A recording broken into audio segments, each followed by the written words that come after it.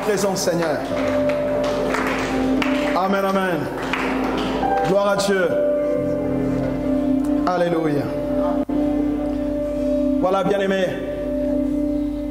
Après toutes ces choses difficiles, le Seigneur n'est pas fatigué de nous bénir. Le Seigneur n'est pas fatigué de nous parler. Le Seigneur n'est pas fatigué de nous prendre en charge. Et il veut encore nous instruire brièvement ce matin. Et s'il y a quelqu'un qui veut écouter la pensée du Seigneur, et le Seigneur me dit de te dire que pour toi c'est un nouveau départ. Le nouveau départ est le thème de notre message de ce matin.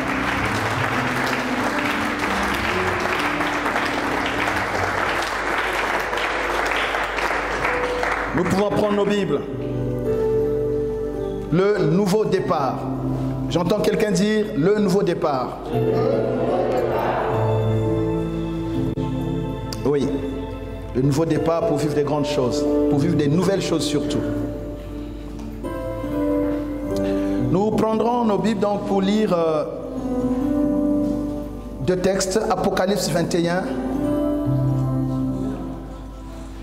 verset 5. Pour ceux qui notent.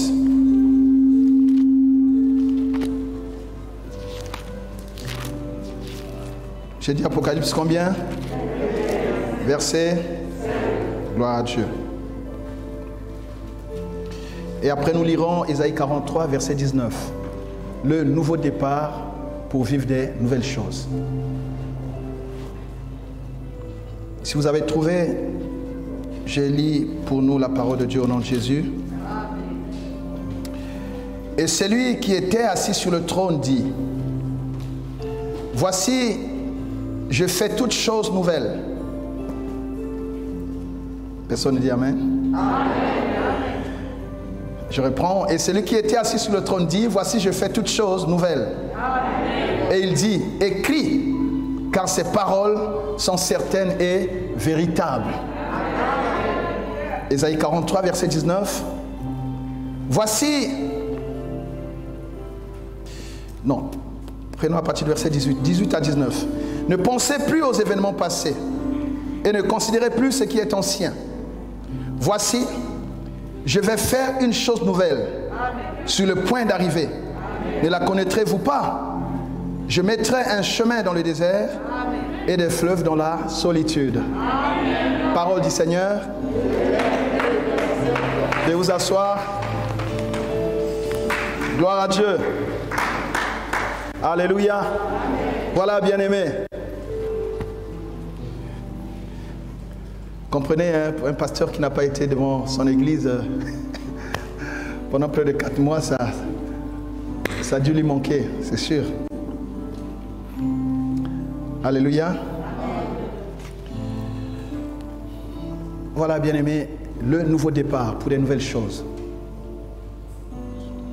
Bien-aimés, il se pourrait que la première partie de l'année 2020, parce que Dieu nous a fait finalement entrer dans la deuxième partie, nous sommes aujourd'hui le 5 juillet, donc nous sommes dans la deuxième partie de l'année 2020.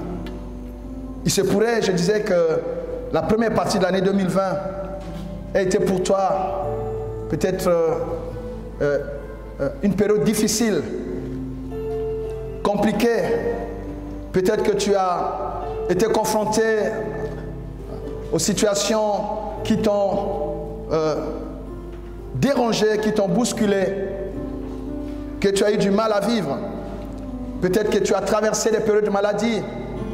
Peut-être que tu as connu la honte, l'humiliation. Peut-être que tu as eu des contre-performances au service, je ne sais où. Peut-être que tu as même eu des deuils dans ta famille.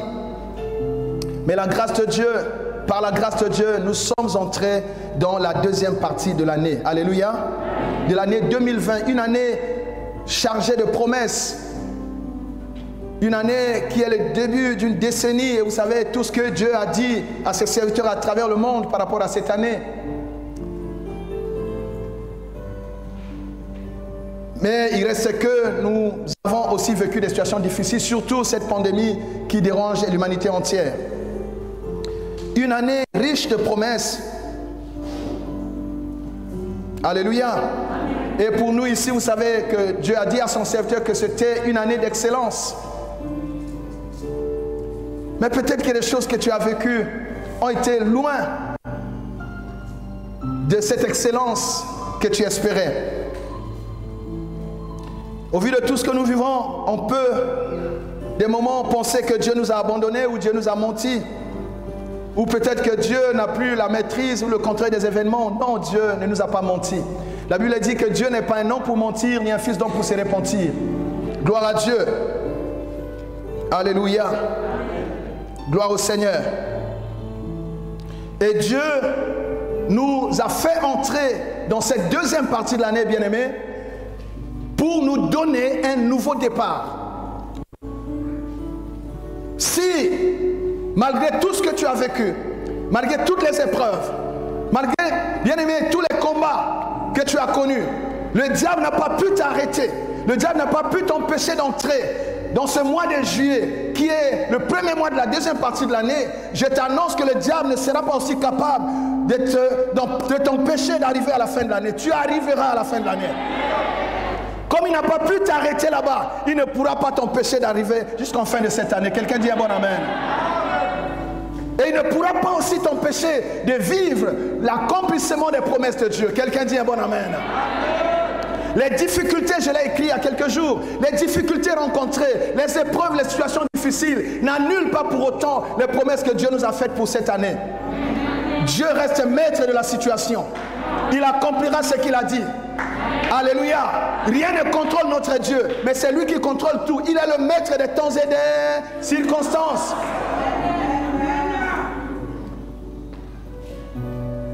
Un nouveau départ pour vivre des nouvelles choses.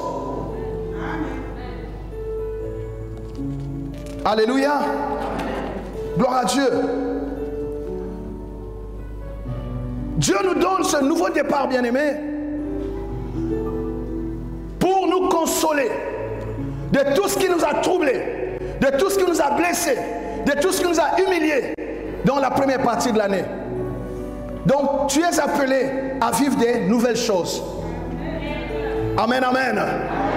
En tant que chrétiens bien-aimés, nous sommes une nouvelle création. Les choses anciennes sont passées, dit la Bible, et voici toutes choses sont devenues nouvelles. Donc, il est légitime pour toi, bien-aimé, de vivre et même de revendiquer des nouvelles choses. Nous avons le droit de vivre des nouvelles choses. Et c'est la volonté de Dieu pour nous. Personne donc n'a le droit de nous imposer les choses passées. Personne n'a le droit de nous imposer la honte, l'humiliation que nous avons vécue avant. Non, je t'interdis de répéter les échecs du passé. Je t'interdis de répéter les malédictions du passé. Tu dois vivre de nouvelles choses en cette deuxième partie de l'année. J'entends quelqu'un qui donne un bon amen et Dieu le fait.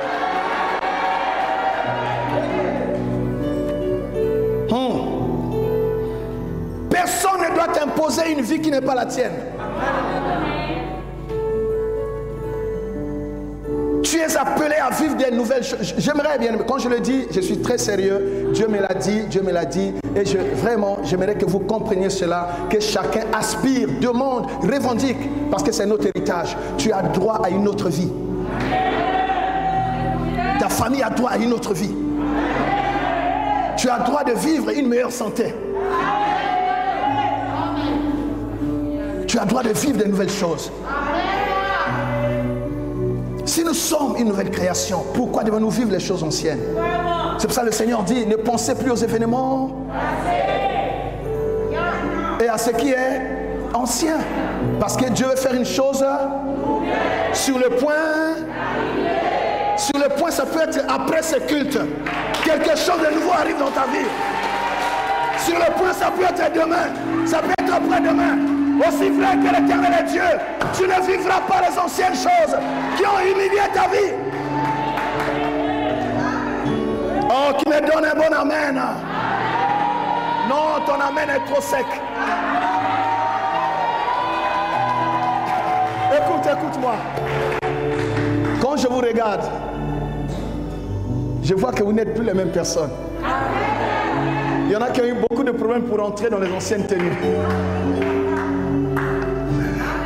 Il y en a qui ont eu beaucoup de problèmes pour entrer dans les vieilles tenues. Est-ce que je mens? Donc ça a changé, n'est-ce pas? Donc donnez un amen qui correspond à ce que vous êtes devenu. Un amen puissant. Un amen gras.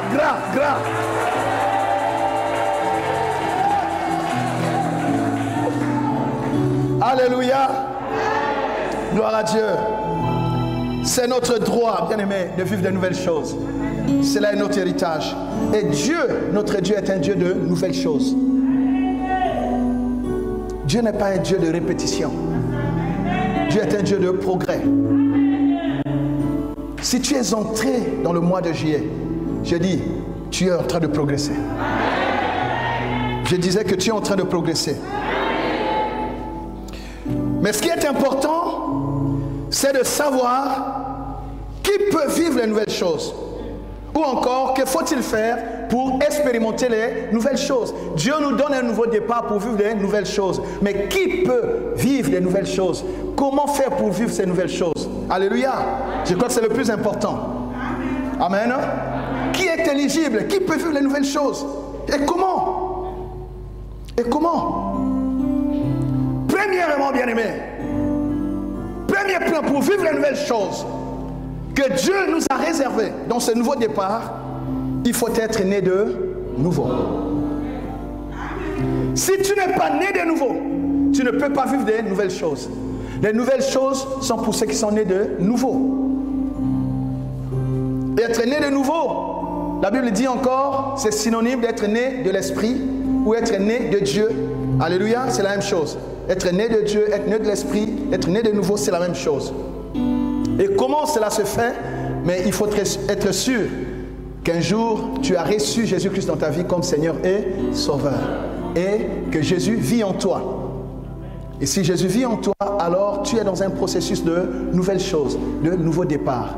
Même si hier tu es tombé, ne t'en terre pas, parce que Dieu te donne un nouveau départ. Oh, tu n'as pas dit Amen. C'est très important. Alléluia. Jean 3, verset 3 à... Jean 3, lisons à partir du verset 3 et nous verrons tout cela. Il faut être né de nouveau. Il faut être né de l'esprit. C'est comme cela que Paul peut dire dans 2 Corinthiens 5, 17, en Jésus-Christ nous sommes une nouvelle création. Les choses anciennes sont... Voici toutes choses sont devenues...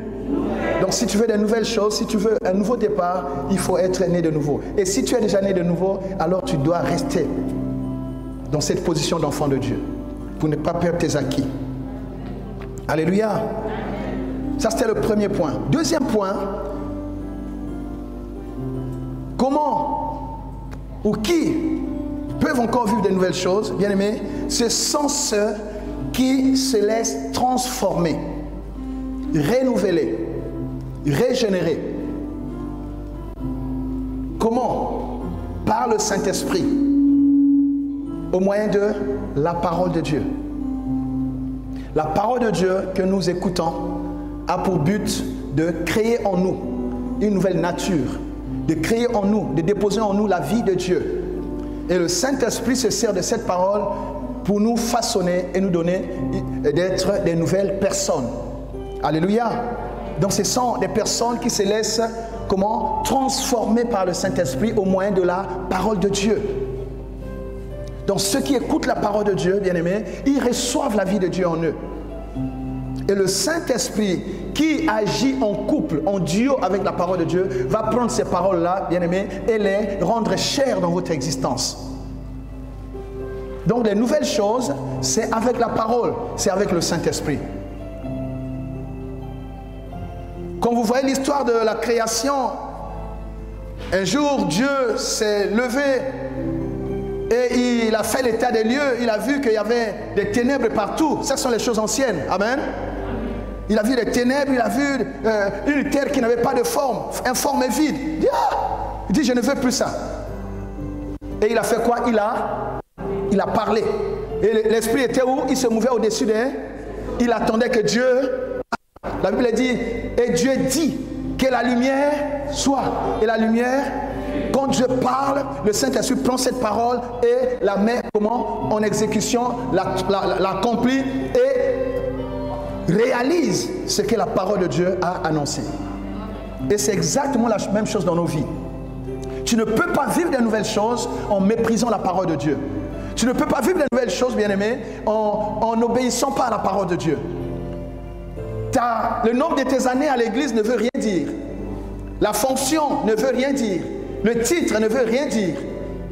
Tes relations, je ne sais pas, avec les autres à l'église ne veulent rien dire. Ce qui est important, c'est ta relation avec Dieu. Parce que le Saint-Esprit n'agit qu'avec quelqu'un qui respecte la parole de Dieu, qui marche selon la parole de Dieu.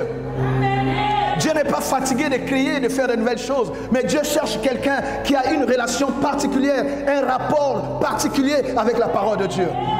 Il y en a qui disent Amen à l'église, mais qui sortent et qui ne sont plus, qui ont oublié même c'est pourquoi ils ont dit Amen.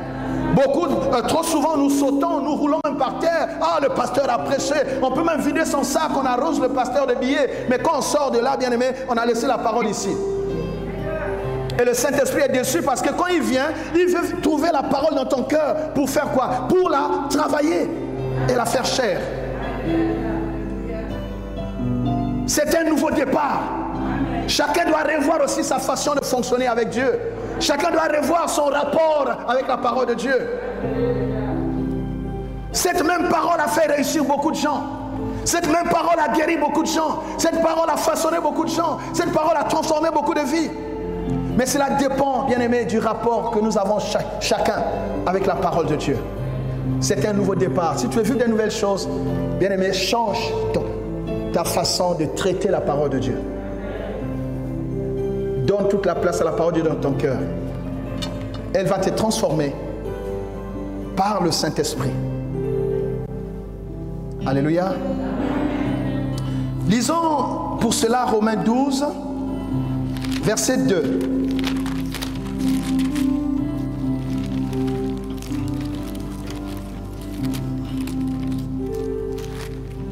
Gloire à Dieu. Quelqu'un dit Amen. Je disais Romains 12, verset.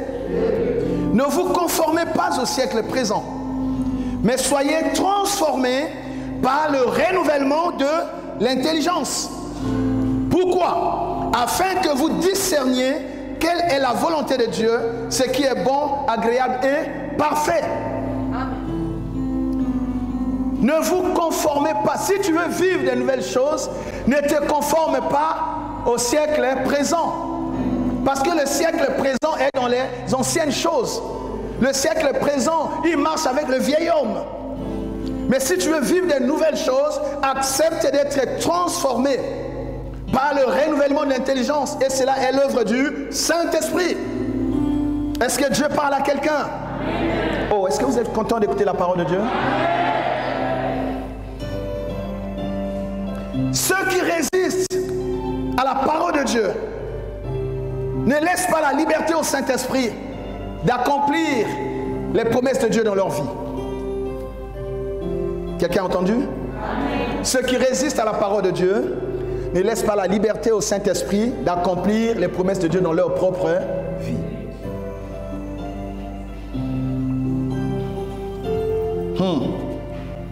Que Dieu nous aide.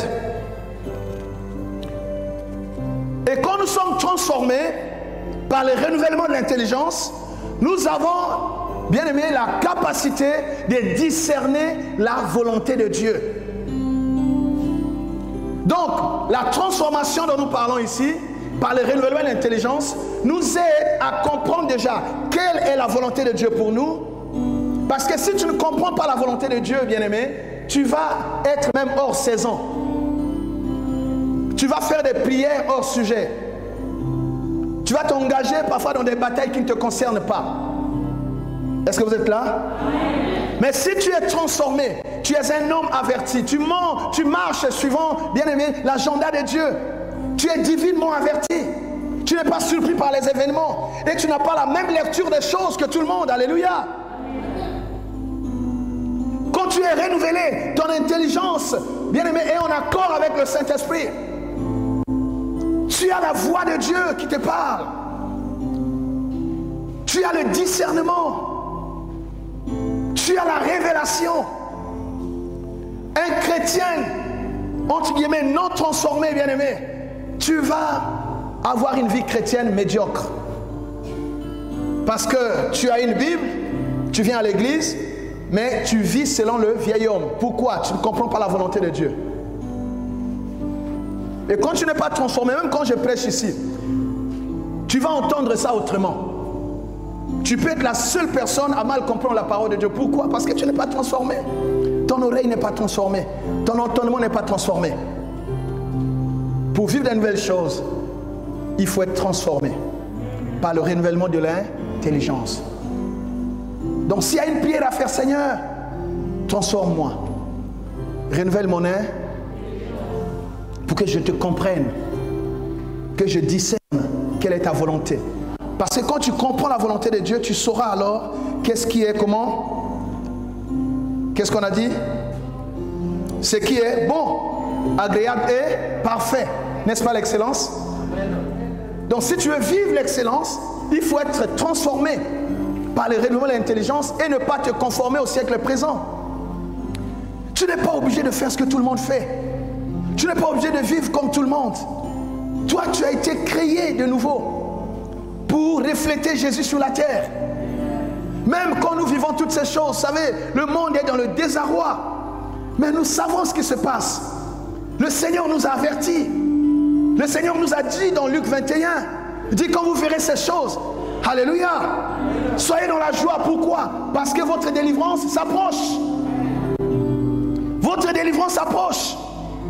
Donc quand le monde est troublé, le monde a peur, nous savons que ce sont des signes qui annoncent, bien aimé, la rencontre avec l'époux.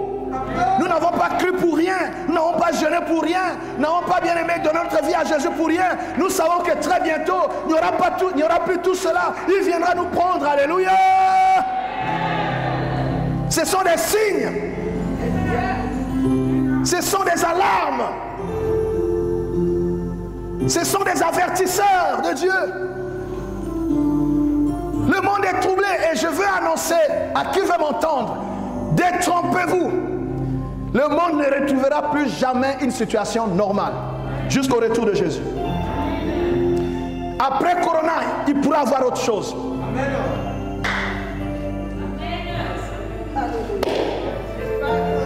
Et quand je dis ça, ce n'est pas une révélation, c'est écrit. Il suffit de lire. La Bible, qui est la parole de Dieu, est le seul livre. Et la chrétienté est, entre guillemets, la seule religion qui a parlé avec exactitude de toutes ces situations que nous voyons des siècles et des millénaires avant. Amen, amen. Les confinements, ceux qui ont suivi les enseignements pendant ces temps de confinement, ces temps difficiles, on a parlé, on a montré ça dans la Bible. Ça n'a pas commencé aujourd'hui. Les confinements, au temps de Noé, il y a eu confinement. Alléluia. Ils sont confinés dans le bateau. Plein d'histoires. Je ne reviens pas sur ça. Mais nous avons la révélation. Pourquoi? Parce que nous sommes transformés. Quand nous voyons ça, nous savons ce qui viendra après. Alléluia. Nous savons ce qui va arriver après. Nous savons. C'est pour ça que je disais, nous aussi on a la responsabilité de bien enseigner. Si d'ici, je te promets que le mariage, sans te parler du retour de Jésus, tu seras tellement occupé à chercher le mariage que quand Jésus viendra, tu ne t'en rendras même pas compte. Si je ne te parle que des enfants, tu vas faire un enfant, un deuxième, un troisième, un quatrième, un cinquième. Tu seras tellement occupé avec la maternité que quand Jésus viendra, tu ne seras même pas au courant. Le Seigneur dit faites attention que ça ne te trouve pas en pleine grossesse parce que ça peut être difficile. Si je ne te parle que du voyage, tu iras aux États-Unis, mais là-bas ça ne marche pas. Oh, tu iras en France et ça ne marche pas là-bas. Alléluia. Alléluia. Si je te parle que des voyages de ce monde, sans te parler de ce merveilleux voyage que tu feras avec Jésus, non, je n'ai pas été sérieux. Si je te promets une maison en centre-ville, bien aimé, c'est bien, mais je dois surtout t'aider à ce que tu te garantisses aussi une maison à la droite du Père. Alléluia. Jésus a dit, vous savez où je vais. Alléluia. Nul ne peut venir au Père que par moi. Je m'en vais vous préparer.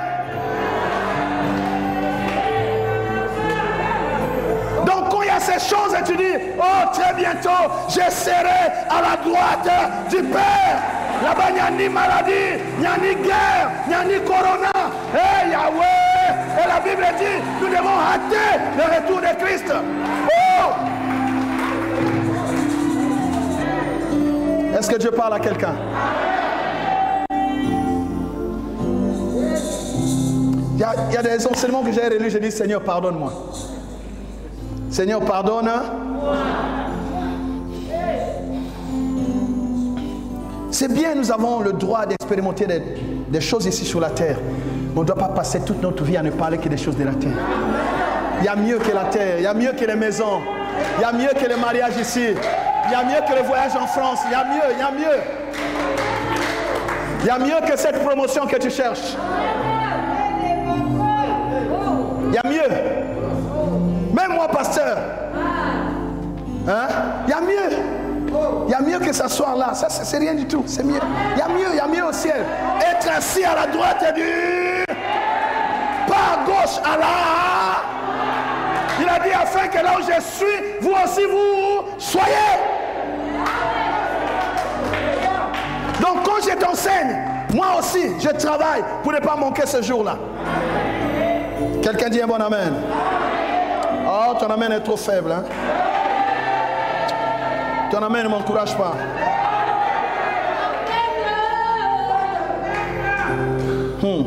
Ceux qui sont transformés sont comme des outres neuves qui peuvent accueillir le vin nouveau. Parce qu'on ne met pas le vin nouveau dans des vieilles outres. Vous êtes là? Matthieu 7, Matthieu 9, verset 16. Attendez que je vérifie. Matthieu 9, verset 16 à 17. Personne ne met une pièce de drap neuf à un vieil habit, car elle emporterait une partie de l'habit, et la déchirure serait pire. On ne met pas non plus du vin nouveau dans des vieilles outres. Autrement, les outres se rompent, le vin se répand, et les outres sont perdues. Alléluia. Mais on met le vin nouveau dans des outres neuves, et le vin et les outres se conservent. Si tu veux vivre de nouvelles choses, deviens d'abord une outre neuve. On ne met pas de nouvelles choses dans le vieil homme. Le Saint-Esprit n'a aucune relation avec le vieil homme. Le vin nouveau, c'est un peu le symbole du Saint-Esprit. Le Saint-Esprit ne vient pas habiter dans le vieil homme. Il vient habiter dans la vie de quelqu'un qui est né de nouveau. Ça dit quoi? Il est mort avec Christ et ressuscité avec Christ. Il est une nouvelle créature. Et là, le Saint-Esprit vient habiter. C'est très important. Bien aimé, il est illusoire d'espérer des nouvelles choses en restant les mêmes personnes. Tu ne peux pas t'attendre à un autre résultat, à un résultat différent, en reproduisant exactement les mêmes choses qui t'ont fait échouer hier. Vous êtes là? Si tu as encore des personnes que tu es dans ton cœur tu es. Tu es. Je n'aime pas tel je ne salue pas. Tu sers Dieu, tu ne salues pas les gens. Tu sers Dieu, mais tu sers quel Dieu? Je ne sais pas comment vous réussissez ça. Je ne sais pas. Et vous partez, vous revenez comme ça. Vous ne vivez pas les nouvelles choses. Arrangez. C'est un nouveau départ. C'est un nouveau départ. Donnez-vous les chances de réussir. Amen. Arrangez ce qui est arrangé dans les familles. Pardonnez. Oubliez certaines choses. Si vous n'oubliez pas les choses anciennes, vous ne vivrez pas de nouvelles choses. Et d'ailleurs, une personne qui ne pardonne pas, c'est elle qui souffre le plus. Tu souffres dans ton cœur. Les rancuniers souffrent. Hein? Oui. Et souvent ils tombent malades avec les ulcères et tout. Pourquoi tu as... Quand tu développes ce genre de choses, ça crée en toi les hommes de science, les médecins et tout. Hein? Il y a des ulcères, ces histoires-là, des stomacs et tout. Le docteur est là, non? On n'est pas là ce matin? On n'a pas un docteur ce matin ici? Oui, c'est ça. Ça développe les maladies métaboliques. Ah, voilà. C'est toi qui souffres. Tu dors avec l'image de quelqu'un que tu es. Tu te réveilles avec ça. Mais tu ne vas pas avancer. Tu n'auras pas le temps de regarder devant. Tu es revenu comment?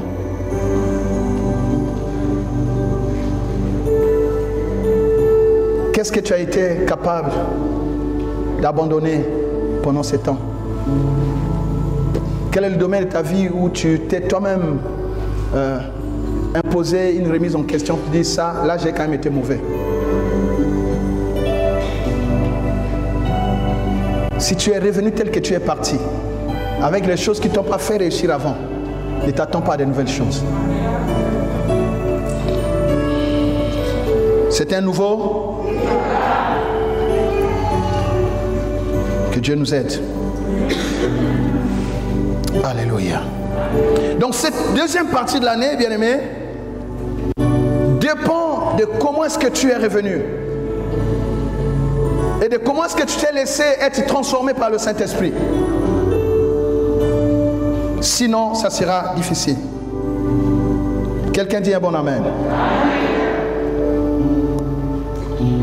Gloire à Dieu. De nouvelles choses nous imposent de nouvelles décisions, de nouveaux choix à opérer, une nouvelle approche, une nouvelle façon de faire. Que Dieu nous aide. Qu'est-ce que tu es prêt à changer dans ta façon de faire?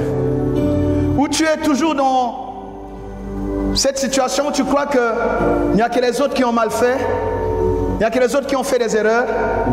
Je disais à une servante de Dieu il n'y a pas longtemps, je dis, vous savez, un orgueilleux, c'est qui? C'est pas tant toujours celui qui croit qu'il est plus grand que tout le monde. C'est aussi celui qui pense qu'il ne fait jamais d'erreur.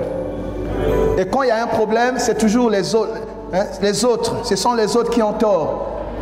Lui, et il se justifie tout le temps. C'est l'orgueil, ce sont les signes de l'orgueil. Quand tu as quelqu'un qui se justifie tout le temps, qui n'accepte pas les remarques, qui pense que c'est toujours les autres qui ont mal fait, c'est un orgueilleux. Est-ce que nous comprenons cela? Parce qu'il y a des gens qui sont orgueilleux sans le savoir. Ça, c'est un signe de l'orgueil. Quand tu vois que tu souffres quand on te fait une remarque, c'est que l'orgueil n'est pas encore mort. Quand tu vois que même quand tu as mal fait, tu essaies de trouver des excuses parce que tu as mal fait, tu es encore orgueilleux. Vous êtes là? Bon, j'ai perdu vos amens, c'est pas grave. Je vais arrêter de toute façon, alléluia. Travaillez sur vous-même. Dieu est prêt à faire avec vous ce qu'il n'a jamais fait avant. Il a dit à Moïse dans Exode 34, verset 8 à 9 peut-être, il dit, je ferai avec toi ce que je n'ai fait avec personne. Il dit, je ferai avec toi des choses qui vont inspirer de la crainte. C'est-à-dire somo. Ça c'est quoi c'est? Dieu veut faire ces choses avec toi. Mais il faut que tu changes. Quel effort peux-tu t'imposer à toi-même? Gloire à Dieu. Voilà pourquoi, bien-aimé, pour terminer,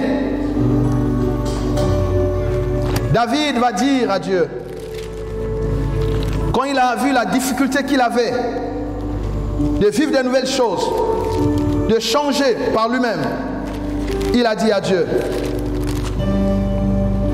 oh Dieu, crée en moi un cœur pur, renouvelle en moi un esprit bien disposé. Si tu veux vivre de nouvelles choses, demande à Dieu de te donner un cœur pur et qu'il crée en toi, qu'il renouvelle en toi un esprit bien disposé. Parce qu'avec le vieux cœur, avec le cœur ancien, tu ne pourras pas comprendre la volonté de Dieu. Tu ne pourras pas vivre de nouvelles choses. Donc ce matin, pour terminer, nous allons dire, Seigneur, crée en moi. C'est-à-dire, Dieu crée en moi, change mon cœur. Change ce cœur-là plein de haine. Change ce cœur plein de rancune. Change ce cœur qui ne pardonne pas. Change ce cœur qui envie. Change ce cœur, Seigneur. Amen, amen. Et Dieu le fera. Dieu le fera. Et qu'il crée en toi un cœur, un esprit bien disposé. Quelqu'un dit un bon amen. Et le Seigneur va promettre dans Ézéchiel 18. Oh, que Dieu nous aide. Verset 31. La Bible dit, rejetez loin de vous toutes les transgressions par lesquelles vous avez péché. Faites-vous un cœur nouveau et un esprit nouveau. Pourquoi mourriez-vous, maison d'Israël? Donc on peut mourir si on reste le vieil homme. Pourquoi? Parce qu'on va vieillir comme ça. Mais si tu as un nouveau cœur, tu relances ta vie. Alléluia. Tu fais quoi? Tu relances ta vie.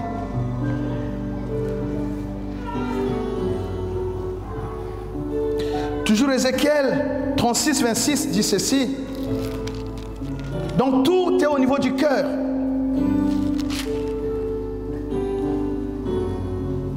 Je vous donnerai un cœur nouveau et je mettrai en vous un esprit nouveau. J'ôterai votre cœur, votre corps. J'ôterai de votre corps le cœur de pierre et je vous donnerai un cœur de chair. Tu ne peux pas vivre de nouvelles choses si tu gardes un cœur de pierre. Un cœur insensible à la parole de Dieu. Un cœur qui n'écoute pas le conseil. Un cœur qui te pousse toujours au murmure. Tu ne peux pas vivre de nouvelles choses. Donc le problème, bien aimé, c'est au niveau de notre cœur. Les nouvelles choses vont avec le nouveau cœur. Crée en moi un cœur nouveau. Et renouvelle en moi un esprit bien disposé. Ça va être la prière de tout le monde. Amen. Gloire à Dieu, bien-aimé. Mais quand Dieu t'a donné tout cela, quand tu es renouvelé, quand tu es né de nouveau, transformé par le Saint-Esprit, quand Dieu t'a donné un cœur de chair à la place d'un cœur de pierre, tu es rempli du Saint-Esprit, cela ne suffira pas pour autant. Qu'est-ce qu'il faudra faire maintenant pour vivre de nouvelles choses? Il faut se lever. Il faut se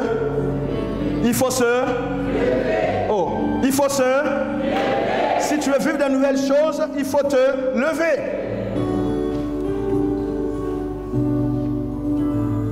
Dieu a dit à Josué, dans Josué 1, verset 1 à 3, dit: Moïse, mon serviteur, est mort. Mais c'est toi que j'ai choisi pour faire entrer ce peuple dans le pays que j'ai promis à leur père de leur donner. Il dit: lève-toi et passe ce Jourdain. Si tu ne te lèves pas, tu ne vivras pas de nouvelles choses. Les nouvelles choses sont derrière ce Jourdain. Et j'aimerais attirer ton attention. Quand tu vas te lever, tu auras le Jourdain devant toi. C'est pour ça que tu dois aussi avoir le courage. Donc tu dois te lever et tu dois avoir le courage pour ne pas être intimidé par le Jourdain. Le Jourdain, c'est l'obstacle qui se présente à tous ceux qui veulent vivre de nouvelles choses. Tous ceux qui veulent avancer dans la vie. Il y aura un Jourdain. Quand Élie a quitté Élisée, le premier obstacle qu'Élisée a trouvé, c'était quoi? Le Jourdain. Et il y avait les témoins qui le connaissaient. Il a pris le manteau d'Élie, il a fait quoi? Il a ouvert le Jourdain. Et quand il a vaincu le Jourdain, plus rien ne pouvait lui résister. Et le même chemin qu'il a fait avec Élie, comme serviteur, comme, garçon de course bien-aimé, après cette expérience, quand il a vaincu son Jourdain, il était une nouvelle personne. Alléluia. Si tu veux vivre de nouvelles choses, affronte ton Jourdain. Élisée a affronté Josué a affronté son Jourdain aussi. Et écoutez ce que la Bible dit. Partout où foulera la plante de, je vous le donne. Si tu ne marches pas, si tes pieds, la plante de tes pieds ne foule pas ce territoire ne te sera jamais donné. Donc tu dois te lever. Si tu veux vivre ce que Dieu t'a promis, les nouvelles choses que Dieu t'a promises, lève-toi, commence à faire quelque chose. Lève-toi, bien-aimé. Cette deuxième partie de l'année, les promesses de Dieu sont là. Mais elles attendent quelqu'un qui va se lever. Même s'il y a le Jourdain, tu dis: Jourdain, je vais te passer. Tu passeras le Jourdain. Personne ne te retiendra. Parce que, bien-aimé, tu es appelé à vivre une nouvelle vie en cette deuxième partie de l'année. Quelqu'un dit un bon amen.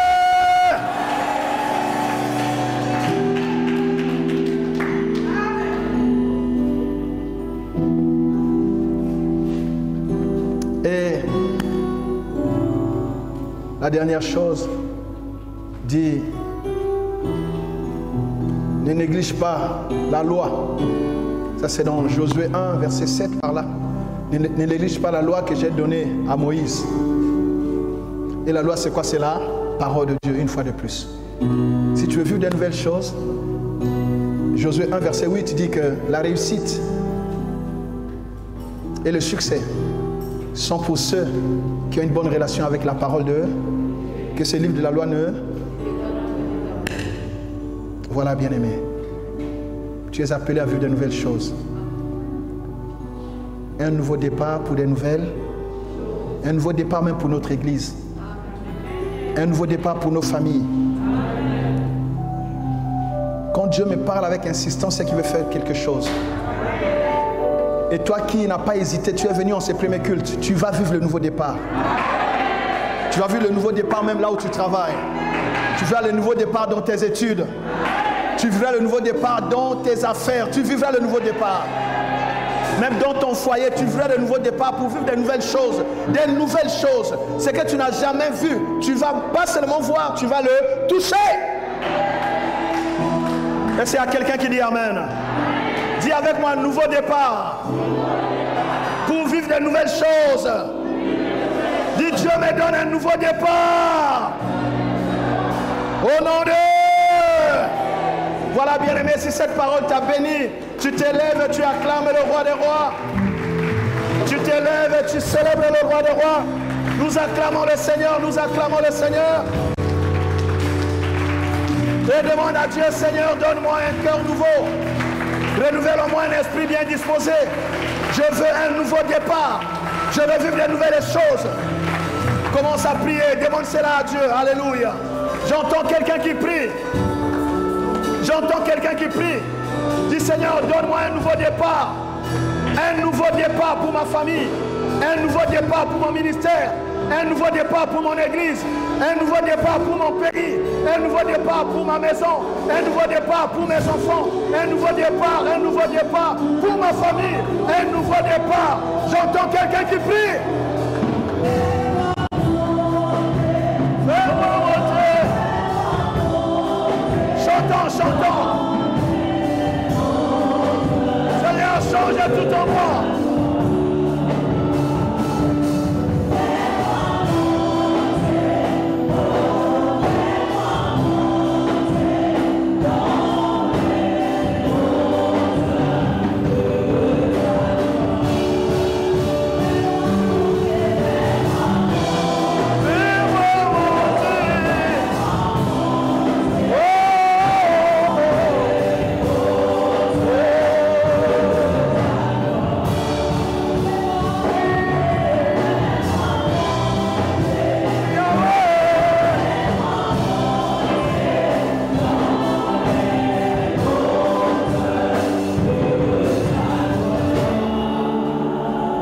Saint-Esprit, parle fort, dis Saint-Esprit, je veux le nouveau départ. Transforme-moi, renouvelle mon intelligence. Je veux vivre de nouvelles choses. Au nom de Jésus, je refuse les anciennes choses. Je refuse la honte. Je refuse l'humiliation. Je me prie au nom de Jésus. Alléluia. Je veux vivre de nouvelles choses.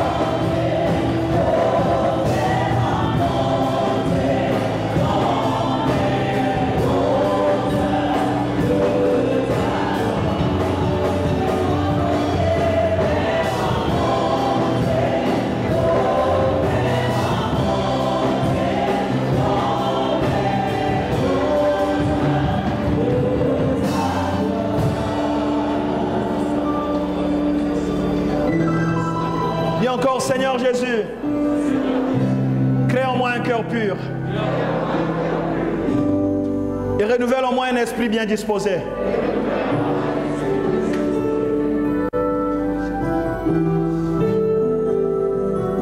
Donne-moi un cœur de chair à la place du cœur de pierre. Transforme-moi, Seigneur. Saint-Esprit, donne-moi la force Donne-moi le courage de me lever et d'affronter mon Jourdain afin de vivre de nouvelles choses. Au nom de Jésus, toi Jourdain, tu ne m'intimideras pas. Je te passe maintenant. Je vais faire de nouvelles choses. Personne ne peut m'arrêter. Au nom de Jésus. Au nom de Jésus. J'entre dans une nouvelle saison. La saison de nouvelles choses. Proclame cela, proclame cela. Au nom de Jésus. Proclame cela.